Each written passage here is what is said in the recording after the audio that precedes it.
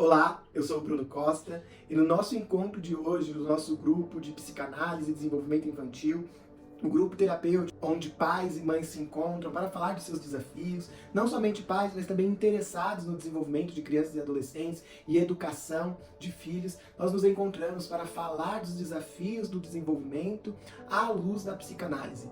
E no encontro de hoje nós conversamos sobre bebês. E é claro que falando de psicanálise, quando nós falamos dos fenômenos que ocorrem na vida do bebê, nós não estamos falando só para quem tem bebês em casa, mas para todo mundo, uma vez que nós enxergamos que nós revisitamos esses fenômenos ao longo de todo o desenvolvimento. E hoje eu me emocionei muito com os relatos das mamães que amamentam, contando sobre a experiência do desmame e também a experiência da volta às aulas, de deixar o filho, a criança, o bebê na escola, na creche, a mãe que precisa voltar para o trabalho por causa do fim da licença maternidade, a mãe que estava com os filhos em casa e eles estão voltando de férias. Essas duas situações, deixar o filho na creche, na escola e o desmame, tem algo em comum, algo de semelhante. Ora, o que é que tem de igual no desmame e no início da vida escolar?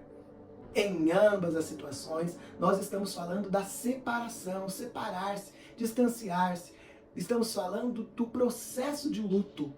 O luto nada mais é do que o processo que passamos quando nós perdemos algo de valor, algo que somos apegados, algo que amamos. Essa separação, eu gosto sempre de pensar, e hoje nós falamos sobre isso. Um dia, todos nós mamamos no seio da mãe pela última vez. Todos nós um dia tivemos essa experiência que é tão importante para a nossa vida emocional, para a nossa vida afetiva, para a nossa personalidade, para a nutrição, não só biológica, mas para a nutrição psíquica. Um dia tivemos essa experiência de maneira concreta pela última vez. E essa separação é muito marcante. E nós compreendemos que toda experiência de luto ao longo da vida, ou seja, toda experiência ao longo da vida em que perdemos alguma coisa, dentro de nós revivemos a primeira grande experiência de perda, que é a experiência do desmame. Então é muito peculiar como cada criança experimenta isso. Cada criança vive esse momento.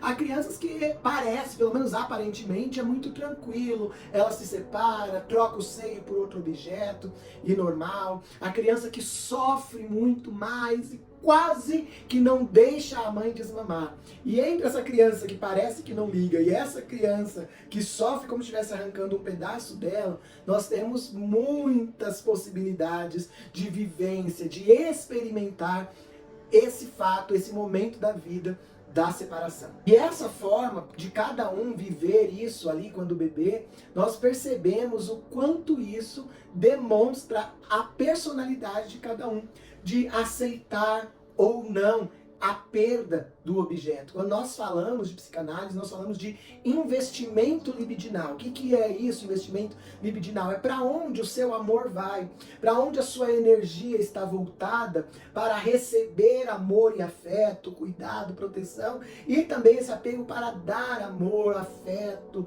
e nutrição. Essa troca, isso está voltado para algo, isso está voltado para alguém. Na vida inicial do bebê, está voltada única e exclusivamente para o seio. Mas à medida que ele vai descobrindo que é possível perder esse seio, ele vai dividindo, direcionando essa energia, esse amor, esse apego para outros objetos, para outras coisas. Que é o momento que esse bebê descobre, por exemplo, que existe a possibilidade de ser feliz e de encontrar satisfação no colo do papai também. O colo da vovó também é gostoso, o colo da tia também é legal, o cobertor também é quentinho, a naninha também é gostosa, não precisa ser a mãozinha da mamãe. Então existem outras possibilidades, outros recursos que também me nutrem, que também me fazem bem. Essa descoberta, por um lado, é dolorosa.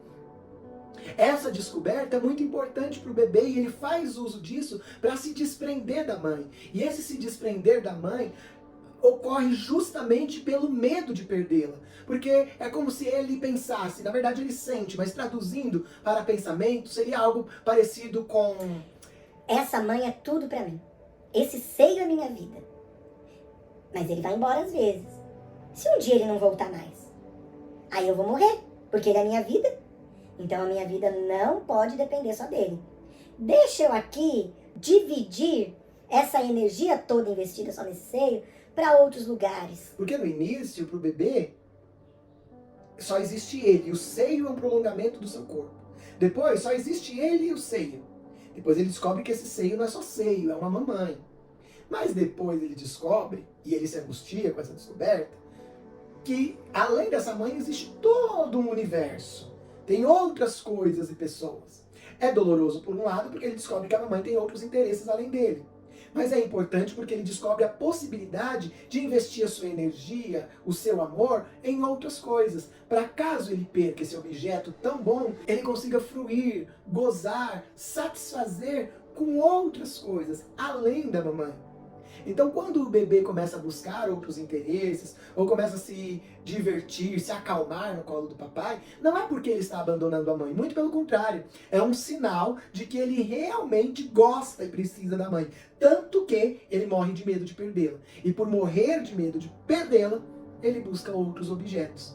A busca por outros objetos, então, é sinal de dependência da mãe, mas de caminhar para uma dependência de forma segura e tranquila.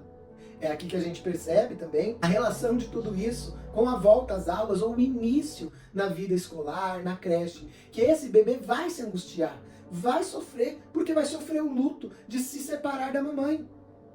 Mas aos poucos ele vai começar a se apegar a essa professora, ao ambiente, aos amiguinhos. E aqui se evidencia algo que acontece também lá no desmame, que não é só a criança que sofre, a mãe também sofre. Porque ali é o psiquismo das duas, dos dois, mãe e bebê, que estão em atividade. Na relação entre mãe e bebê, na relação de amamentação e de toda a maternidade, nenhum nem o outro é um objeto, um ser passivo. Tanto bebê quanto mãe, ali na amamentação, são extremamente ativos. Tem 1 milhão de coisas acontecendo dentro do bebê, 1 milhão de coisas acontecendo dentro da mãe, e também podemos dizer que existe 1 milhão de coisas acontecendo num terceiro sujeito, que é o que surge na intersecção entre mãe e bebê. Como eu coloco aqui na tela para você entender, 1 milhão de coisas acontecendo na mamãe, 1 milhão de coisas acontecendo no bebê e também coisas acontecendo nessa intersecção. Então há muita coisa em atividade no que se diz respeito a psiquismo, afeto, amor, ódio, e vai e volta, e eles se comunicam entre si. Esse bebê capta o que está acontecendo com a mãe no terceiro, a mãe capta o que acontece no bebê e no terceiro. O que é insuportável para esse bebê, ele joga para dentro dessa mamãe. O que é insuportável para essa mamãe, que não é muito saudável, ela joga para esse bebê, e aí vira um negócio. Essa bagunça, essa teia que vai se tornando, ela é muito saudável, porque os relacionamentos acontecem assim. Mas se essa mamãe, ela está adoecida, isso também pode ser adoecedor para o desenvolvimento da personalidade desse bebê, que está aí como uma sementinha começando a germinar no início da vida. E uma das coisas que eu falo, e que nós olhamos para isso hoje, que acontece dentro da mamãe, é essa dor e esse luto também. O desmame não é um luto só do bebê. O desmame também é um luto dessa mãe. E como ela vai viver esse luto tem a ver, como nós dissemos no início, lá com o que aconteceu nela, como ela viveu o luto dela no desmame dela quando ela era bebê. E ela revive essa experiência de dor por 50 milhões de motivos, 50 milhões de influências internas e externas, pressão da sociedade, cobrança, volta do trabalho, e uma pressão religiosa da mãe, da avó, das amigas, da família. Tantas pressões externas e tantas pressões internas influenciam em como essa mãe vive esse desmame. E que nós vemos isso, muitas vezes é mais aparente para nós, mas não mais intenso, tão intenso quanto no início da vida escolar. Quando essa mãe entrega esse bebê ou essa criança para pro e vai embora e vê essa criança chorar. Dói para essa mãe. Né? E a frase de todo professor, que eu não concordo, mas acho que vale a pena falar: você sofre mais do que ele. Acredito que os dois ali estão sofrendo, mas cada um ao seu modo. Cada um expressa isso à sua maneira.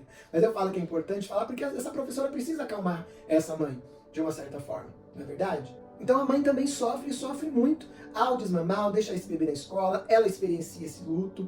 E sim, a forma que essa mãe lida com essa perda, com esse distanciamento, impacta diretamente em como esse bebê lida, essa criança lida. E a forma que essa criança lida impacta em como essa mãe lida. Então, lembra da intersecção, o terceiro, a mãe, o bebê, tem milhões de coisas acontecendo entre eles. Então, eles vivem ali no início da vida uma simbiose. E é necessário para o desenvolvimento do bebê humano que essa simbiose se faça. E isso agora, mas isso não pode ser uma simbiose pro resto da vida. Isso precisa prosseguir.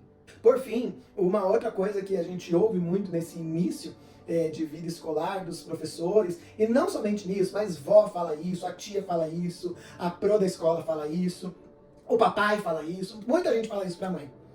Tá assim só porque você chegou, porque passou o dia inteiro bem. Você já ouviu isso? Nossa, quando você não tá, ele fica tranquilo.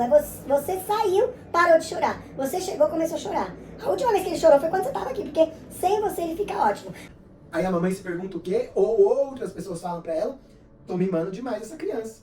Tô mimando demais esse menino. Porque só chora comigo, estou fazendo alguma coisa errada. Aí você quer saber qual que é o segredo da pro, da avó, da tia, do pai, que quando fica com essa criança ela não chora. Gente, chorar e não chorar não pode ser métrica pra gente de se tá sofrendo ou não. Às vezes pode estar sofrendo calado, às vezes pode estar bem e esse choro pode ter 1 bilhão de significados. Mas nós não podemos nos esquecer do quê? E encerro com isso. Não podemos esquecer qual é o papel da escola e qual é o papel da família. Família, casa, é um ambiente natural, orgânico, onde a vida acontece. Escola não é casa. Escola não é família.